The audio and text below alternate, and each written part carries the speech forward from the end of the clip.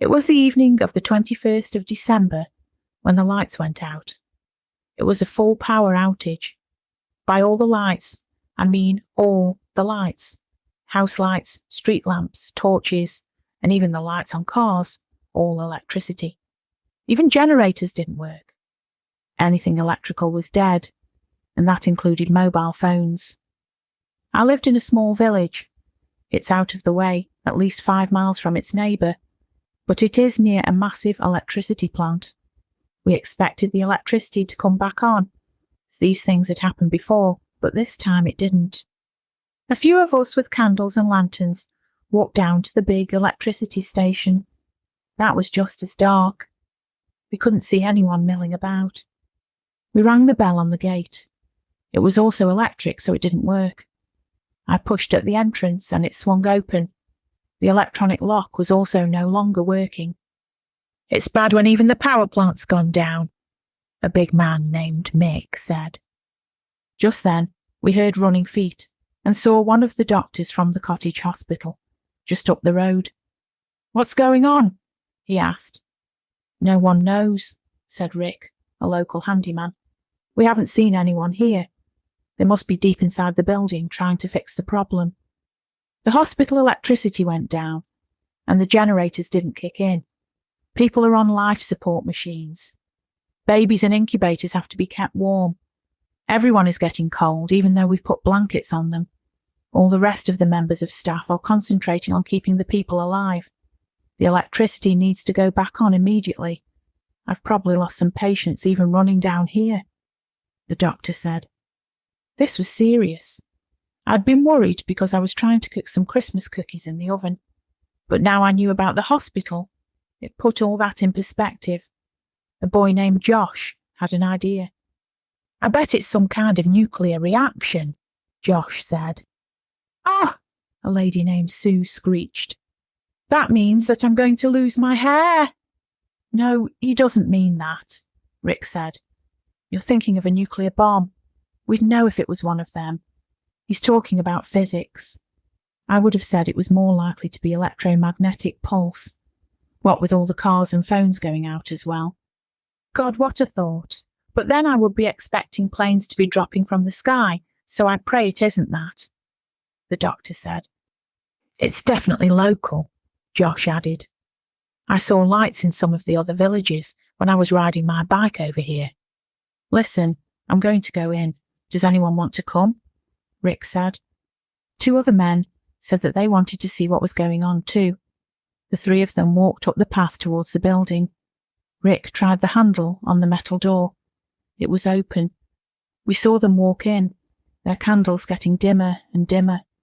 The rest of us waited outside, our eyes trained on the black rectangle that was the open door to the electricity plant. The doctor looked a bit frantic.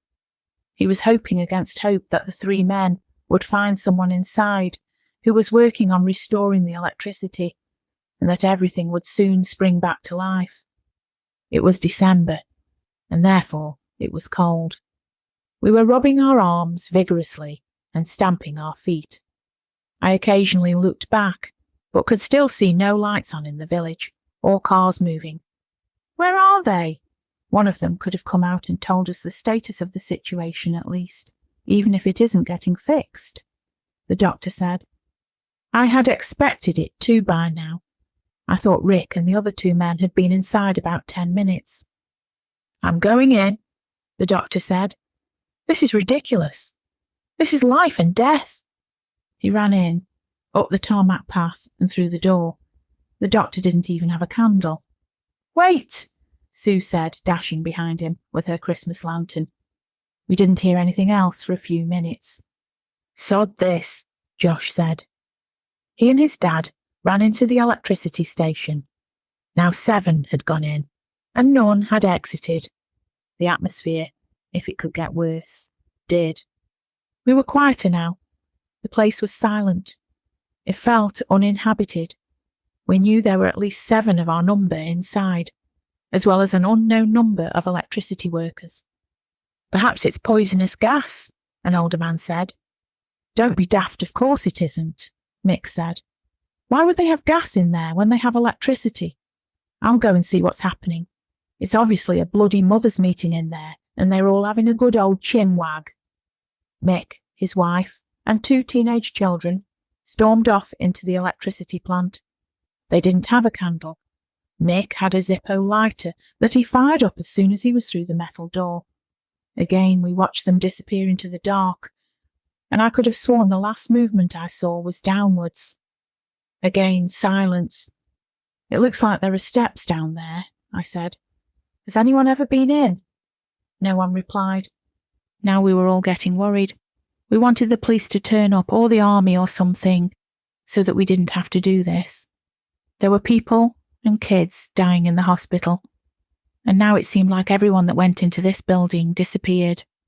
There had been several pretty big blokes though in there, the doctor included. I couldn't believe that they had been overpowered by someone, but still no one returned, and we could hear no voices or tools hitting metal. We all knew that it was weird, definitely uncharacteristic for our sleepy village. I had a candle, but it wasn't very big. The fact was that tomorrow I was going to attend the local Christingle service at church. I was baking cookies for the refreshment area, but I also had all the Christingles in my house. They consisted of an orange with a candle stuck in it. There wasn't a breath of wind tonight, so I had been lucky it was still alight. I made sure I held my hand around the candle. It was small, but it would last an hour or so. I had another one in my pocket. We heard running feet again, and turned to see a nurse coming towards us, frantically flailing her arms around. She looked stressed and upset. She had a tear-stained face, and hair was out of her hair bobble on one side. "Have you seen Dr. Jones?" she asked us. "We need him." "He's gone in there," I said, "to see what's going on with electricity." "We need him at the hospital. We've already lost 2 patients," she said. "Tell him to come back when you see him." The nurse ran off again, back towards the hospital. Someone had to go in and get the doctor, to save people's lives.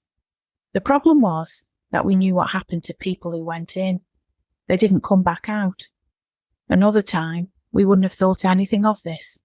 We would have just thought people were chatting or trying to work together to fix the problem. But strange disappearances, added to a complete electrical failure, made this a dangerous scenario. I looked around at the other faces. They turned towards the ground, avoiding my eyes. They weren't willing to sacrifice themselves. It was down to me. I said nothing, just turned my back on them and began to walk up the tarmac path, never feeling so alone in all my life.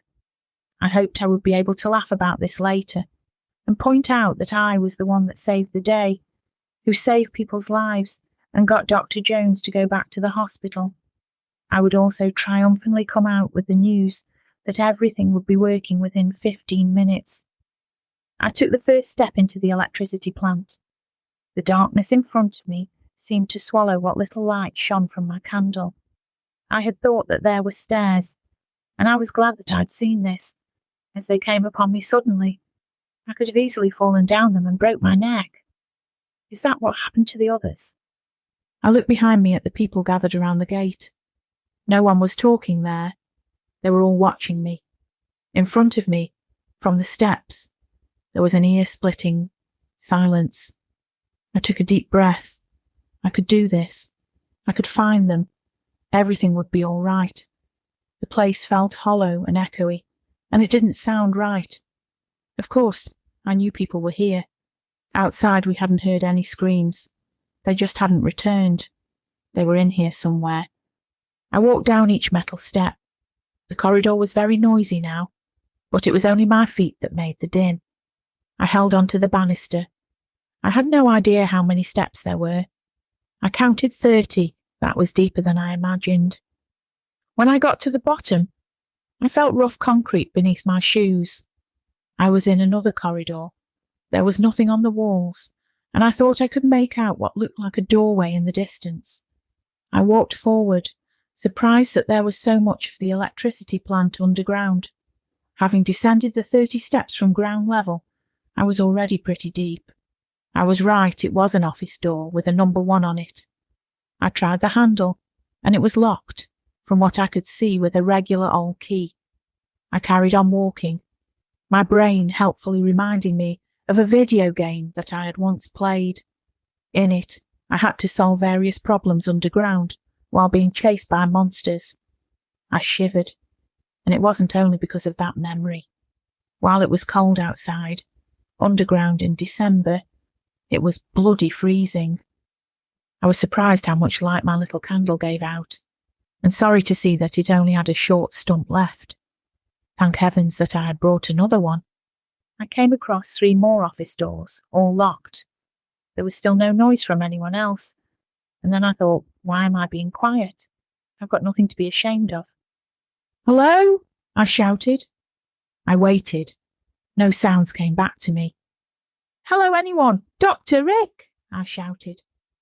Far away in the distance, in what seemed like at the end of the tunnel, I heard a deep rustling. Good, I knew where they were now. I didn't know what kept making me put one foot in front of the other. I was so scared. Hadn't expected that at the end of this corridor, there would be more stairs. I nearly went down the first one, but my little candle caught the sight of the banister rather than the stair. I still went down the top step awkwardly, twisting my ankle a little, although it wasn't too painful. I descended the stairs. This time there were 20. When I got to the bottom, I found myself in what must have been a wider corridor, as I couldn't readily see the sides. In front of me was indescribably black. I had expected to see some light down here. The electricity men must be using some kind of light. They couldn't be working in the inky black. Apart from the doctor, all the others had gone down recently with candles, or some form of light. I walked a little further and shone my Christingle towards the wall, but I couldn't see offices or any doorways down here. However, the corridor looked like it was still widening. My little candle flame began to get smaller, and I wondered if there wasn't enough oxygen down here for it to burn brighter. That was a little worrying, as I needed oxygen too. On the plus side, at least it wasn't burning brighter, detecting the gas that had been suggested outside. The corridor still seemed to be growing wider, so I moved to the left and decided to follow the wall, so at least I had some reference point. In fact, the corridor soon turned into what was a big chamber. This was probably where all the electrical generators were based. I took a few more steps left. Out of the corner of my eye, something glinted to the right. "Hello?" I said. More rustling. Right in this room. "If someone thinks this funny, it isn't," I said, trying to hide the panic in my voice. I took it that the problem area must be further along on the other side of this chamber, as was no response to any of my calls. I knew that Dr. Jones was definitely a no-nonsense man. I would bet my life that he wouldn't be sitting there with this finger on his lips, wasting his time instead of saving lives.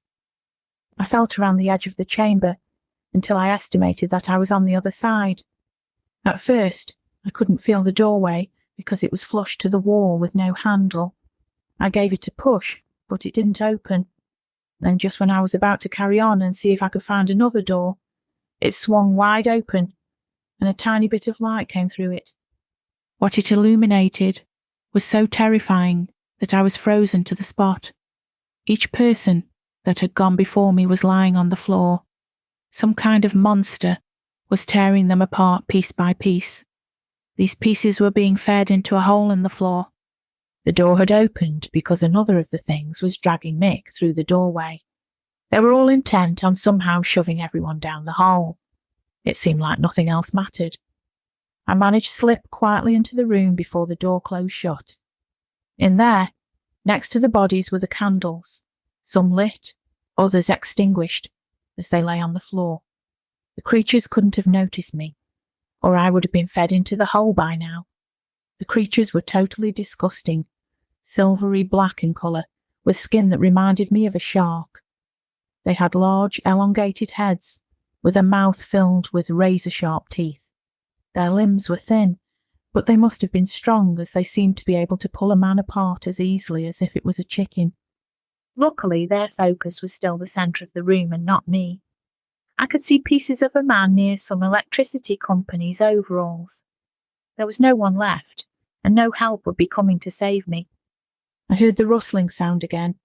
It seemed to come from above me. The thought that I hadn't been noticed dissolved. Of course I had, and I probably had been tracked for a long time. By the diminishing light of my candle, I could see that higher up on the walls, more of these things were sitting on, or clinging to pipes that probably had been used by the generators. They had obviously seen me, with my little candle, walking around the edge of the chamber. The creatures had let everyone do that. They had allowed us to walk to our doom. I realised that this was no longer an electricity plant. On the floor, some lights began to pulse. Something was starting to happen, and the aliens quivered with delight. Vibration was starting from somewhere below the ground, but getting stronger. I could now feel it in my bones. The pulsating lights allowed me to see more of the dire situation I was in. The bits of people being pushed down the hole were feeding something that was now waking up. I couldn't tell if this had fallen from the stars into the electricity plant, or it had always been there and the plant had been built over it. Maybe those stories of strange lights and a prehistoric temple in this area were true after all.